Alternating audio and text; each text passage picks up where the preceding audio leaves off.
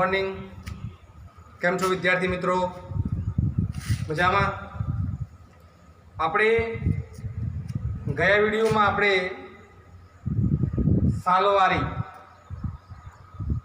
સાલવારી વિશે આપણે વાત કરેલી કે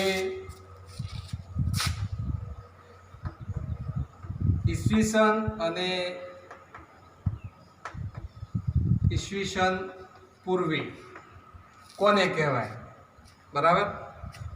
તો ઈસુ ખ્રિસ્તના જન્મ પહેલાના વર્ષો, બરાબર? ઈસુ ખ્રિસ્તના જન્મ પહેલાના જે વર્ષો છે એને આપણે શું કહીએ છીએ? ઈસવીસન પૂર્વે. શું કહીએ છીએ? તો ઈસવીસન પૂર્વે. અને જન્મ પછીના જે વર્ષો છે એને આપણે શું કહીએ છીએ? ઈસવીસન. આ બે વસ્તુ તમને ગયા વિડીયોમાં મેં તમને વાત કરેલી કે આપણે જ્યારે સામાજિક વિજ્ઞાનમાં કોઈ પણ સાલવારી જ્યારે બોલીએ છીએ ત્યારે બે રીતે બોલીએ છીએ, ઈસવીસન અને ઈસવીસન પૂર્વે. આ બે રીતે આપણે સાલવારી બોલીએ છીએ. એમાં મેં તમને ગયા વિડીયોમાં મેં તમને સમજાયેલું કે ઈસુ ખ્રિસ્તના જન્મ પહેલાના જે વર્ષો છે એને આપણે ઈસવીસન પૂર્વે કહીએ, અને ઈસુ ખ્રિસ્તના જન્મ પછીના જે વર્ષો છે એને આપણે ઈસવીસન કહીએ છીએ, બરાબર? એટલે આપણે ગયા વિડીયોમાં એ સમજેલા, બરાબર? આગળ વાત કરીએ આપણે હવે. તો ઘણીવાર સાલવારીને એડીને બદલે સીઈ અને બીસીને બદલે બીસીઈ, બરાબર, બીસી તરીકે લખવામાં આવે છે, બરાબર?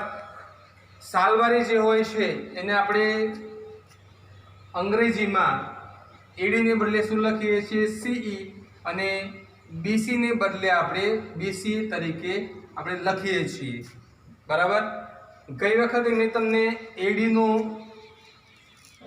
અંગ્રેજી અર્થ જે છે, અંગ્રેજી અર્થ મેં તમને સમજાવેલો. એડી એટલે એનો ડોમેની, એનો અર્થ થાય છે, બરાબર?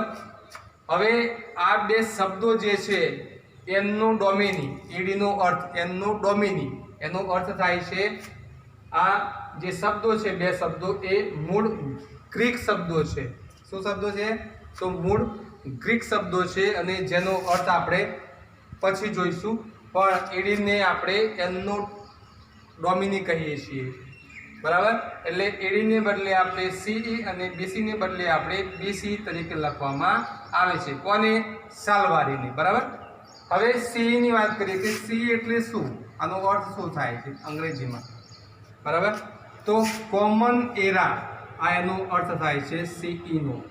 તમારે ખાસ અંગ્રેજી અર્થ ધ્યાનમાં રાખવાનો છે કે સી એટલે શું એમ પૂછાય તો સી એટલે કોમન એરા, એને આપણે ગુજરાતીમાં કહીએ છીએ સામાન્ય કે સાધારણ યુગ, બરાબર? કોમન એરા નો ગુજરાતી અર્થ થાય છે સામાન્ય કે સાધારણ યુગ. પ્રશ્ન પૂછાય કે સીઈ એટલે શું, તો કોમન એરા સામાન્ય કે સાધારણ યુગ ને આપણે સીઈ કહીએ છીએ, બરાબર? ખાસ યાદ રાખજો.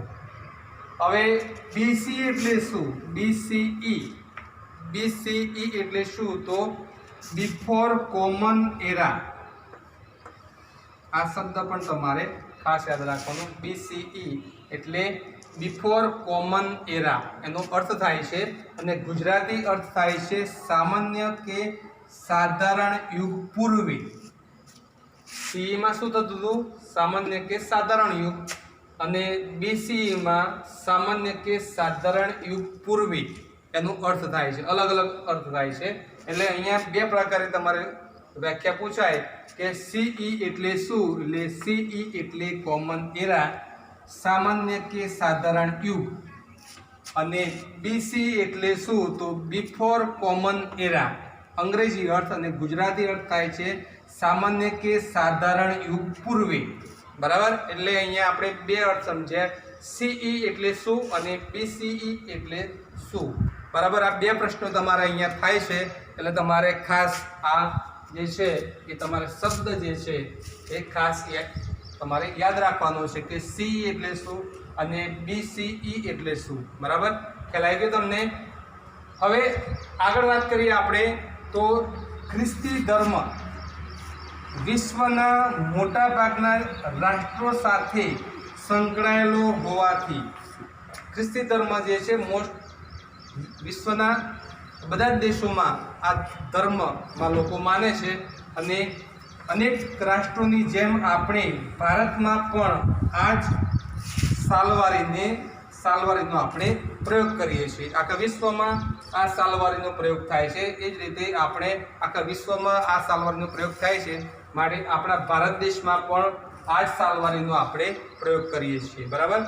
એટલે ખ્રિસ્તી ધર્મ જે છે એ વિશ્વના મોટાભાગના રાષ્ટ્રો સાથે સંકળાયેલો હોવાથી અનેક રાષ્ટ્રોની જેમ આપણે ભારતમાં પણ આ જ સાલવારીનો પ્રયોગ કરીએ છીએ, બરાબર. આગળ જોઈએ આપણે, ઘણીવાર આપણે બીપી એટલે કે બિફોર પ્રેઝન્ટ એનો અર્થ થાય છે, બરાબર. બીપીનો અર્થ શું થાય છે તો બિફોર પ્રેઝન્ટ શબ્દનો પણ ઉપયોગ થાય છે સાલવારીમાં, બરાબર. ઘણીવાર બીપી એટલે કે બિફોર પ્રેઝન્ટ શબ્દનો પણ ઉપયોગ અહીંયા સાલવારીમાં આપણે કરીએ છીએ, બરાબર. હવે બીસીની તમને વાત કરું, આ બીસી નો અર્થ શું થાય છે તો બિફોર ક્રિસ્ટ. બીસીનો અર્થ શું થાય છે? Before Christ. અને એડીનો અર્થ શું થાય છે તો એનો ડોમિની, બરાબર. એડીનો અર્થ શું થાય છે? એનો ડોમિની. હવે એનો અને ડોમિની આ બે જે શબ્દો છે, બરાબર, એ બે શબ્દો મૂળ ગ્રીક શબ્દો છે, ખાસ યાદ રાખજો. એનો ડોમિની આ બે શબ્દો શું છે તો ગ્રીક શબ્દો છે, બરાબર, જેનો અર્થ થાય છે, અંગ્રેજીમાં અર્થ પહેલા આપણે સમજીએ તો in the year of God, બરાબર. આનો અર્થ છે એનો ડોમિનીનો અર્થ in the year of God. આનો ગુજરાતી અર્થ જોઈએ આપણે તો ભગવાન સમયનું વર્ષ. ભગવાન સમયનું વર્ષ એટલે કે એનો ડોમિની, એનો ગુજરાતી અર્થ થાય છે ભગવાન સમયનું વર્ષ, બરાબર. દાખલા તરીકે આપણે કહીએ કે એડી 2018 એમ બોલીએ, બરાબર, એટલે કે 2018નું વર્ષ એમ આપણે બોલી શકીએ, બરાબર. એટલે આ એનો ડોમિનીનો અર્થ અંગ્રેજીમાં શું થાય અને ગુજરાતીમાં એનો અર્થ શું થાય એમ પૂછાય તો તમારે અંગ્રેજીમાં થાય છે એનો અર્થ in the year of God, અને ગુજરાતીમાં અર્થ થાય છે ભગવાન સમયનું વર્ષ એટલે એનો ડોમિની, બરાબર. એટલે અહીંયા સી એટલે શું, બીસી એટલે શું, બરાબર, એડી એટલે શું એમ પૂછાય તો તમારે જવાબ તમારે ખાસ યાદ રાખવાના છે, એનો અર્થ શું થાય છે એ તમારે ખાસ ધ્યાન રાખવાનું, બરાબર. આગળ આપણે વાત કરેલી જૂનો ઇતિહાસ જાણવો હોય તો અમુક સાધનોની મદદથી આપણે જૂનો ઇતિહાસ જાણી શકીએ છીએ. તો એવા આપણે શિલાલેખની અહીંયા વાત કરી લઉં તો પથ્થર પર કોતરીને લખાયેલો જે લેખ હોય, પથ્થર પર કોતરીને લખાયેલો લેખ હોય એને આપણે શિલાલેખ કહીએ, બરાબર. જૂના સમયમાં રાજાઓ જે છે એ પોતાના જે લેખો છે એ તાંબાના જે પત્રો ઉપર અને આ પથ્થર ઉપર પણ તે કોતરાવતા પોતાના લેખો, કોઈ પણ માહિતી એ પથ્થર પર પણ તે કોતરાવતા હતા. એટલા માટે શિલાલેખો એટલે શું તો પથ્થર પર કોતરીને લખાયેલો લેખ એટલે શિલાલેખ, બરાબર. પછી આપણે વાત કરીએ ભોજપત્ર એટલે શું. આગળ મેં તમને વાત કરેલી કે ભોજપત્રો એટલે શું તો ભુજ નામનું જે વૃક્ષ છે એ વૃક્ષની છાલમાંથી, પાતળી આંતર છાલમાંથી આ ભોજપત્રો જે છે એ બનાવવામાં આવે છે અને તેના ઉપર રાજાઓ જે છે એ જૂની કોઈ માહિતી હોય તો એ માહિતી કોતરાવતા હતા, બરાબર. એટલે ભોજપત્ર એટલે કે ભુર્જ નામના વૃક્ષોની પાતળી આંતરછાલ કે જેના પર પ્રાચીન સમયમાં ગ્રંથો લખાતા, બરાબર. એ ભોજપત્રો એને કહેવાય. ભુર્જ નામનું વૃક્ષની પાતળી આંતરછાલ પર લખાયેલા લેખો. ભુર્જ નામના વૃક્ષોની પાતળી આંતરછાલ જેના પર પ્રાચીન સમયમાં ગ્રંથો લખાતા એને આપણે ભોજપત્રો કહીએ છીએ, બરાબર. અને આ ભોજપત્રો આપણા જે જૂના સંગ્રહાલયો છે ગુજરાતમાં પણ છે અને ભારત દેશમાં પણ છે, એ જૂના સંગ્રહાલયોમાં પણ આ તમને ભોજપત્રો જે છે જોવા મળશે. જૂની માહિતી તમારે જોવી હોય, જાણવી હોય તો આ ભોજપત્રો ત્યાં તમને જોવા મળશે, બરાબર. એટલે આપણે અહીંયા બે વાત કરી. શિલાલેખ એટલે શું? તો પથ્થર પર કોતરીને લખાયેલા લેખો એટલે શિલાલેખ. અને ભોજપત્ર એટલે શું? તો ભુર્જ નામના વૃક્ષોની પાતળી આંતરછાલ જેના પર પ્રાચીન સમયમાં ગ્રંથો લખાતા હતા તેને આપણે ભોજપત્રો કહીએ છીએ, બરાબર. તો આ રીતે આપણે અહીંયા સાલવારી જે છે એ સાલવારીમાં જે અમુક શબ્દ જે હોય છે, બરાબર, એડી, સી, બીસી આ જે શબ્દો છે એનો અર્થ આપણે આ વિડીયોમાં સમજ્યા, બરાબર. અને એનો મતલબ સમજ્યા કે જેનો અર્થ શું થાય. પ્રશ્નો પણ તમારે પૂછાઈ શકે કે સી એટલે શું, બીસી એટલે શું, એડી એટલે શું, આવો પ્રશ્ન પૂછાઈ શકે. એટલે તમારે આ વિડીયોમાં તમારે ખાસ ધ્યાન રાખવાનું છે એનો અર્થ, બરાબર. વારંવાર તમે વિડીયો જોજો 2-3 વાર એટલે તમને ખ્યાલ આવી જશે કે સી, બીસી, એડી એટલે શું, બરાબર. અને પુસ્તક હોય તો તમે પુસ્તકમાંથી પણ તમે આ 2 વાર તમે વાંચી શકો છો, જેના કારણે તમારે એકવાર રિપીટ થઈ જાય, બરાબર. તો આ મુદ્દો આપણે આટલા સુધી રાખીએ. આપણે નેક્સ્ટ વિડીયોમાં આપણે બીજો પાઠ જોઈશું. આ પાઠ તમારો અહીંયા પૂર્ણ થાય છે, બરાબર. અને આ પાઠ અહીંયા પૂર્ણ થાય છે માટે તમારે હું 5 પ્રશ્નો હું નથી આપતો આમાંથી, પણ તમારે આ પાઠ પૂર્ણ થાય છે માટે આ પાઠનું સ્વાધ્યાય તમારે ઘેર લખવાનું છે, બરાબર.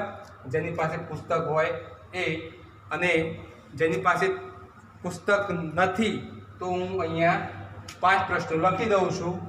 કેમ કે બધા પાસે કદાચ પુસ્તક ના હોય તો તમે આ વિડીયો પરથી પ્રશ્નોનો જવાબ તમે લખી શકો એટલા માટે. અને જેની પાસે પુસ્તક છે એ વિદ્યાર્થીઓએ સ્વાધ્યાય લખવાનું છે, અને જેની પાસે પુસ્તક નથી એ હું અહીંયા 5 પ્રશ્નો હું લખું છું, બરાબર. બોર્ડ ઉપર એ તમારે નોટબુક્સમાં લખી લેવાના છે અને એના જવાબ તમારે ઘેર લખી અને તૈયાર કરવાના છે જાતે. ઓકે, તો આ વિડીયો આટલા સુધી રાખીએ આપણે. આભાર.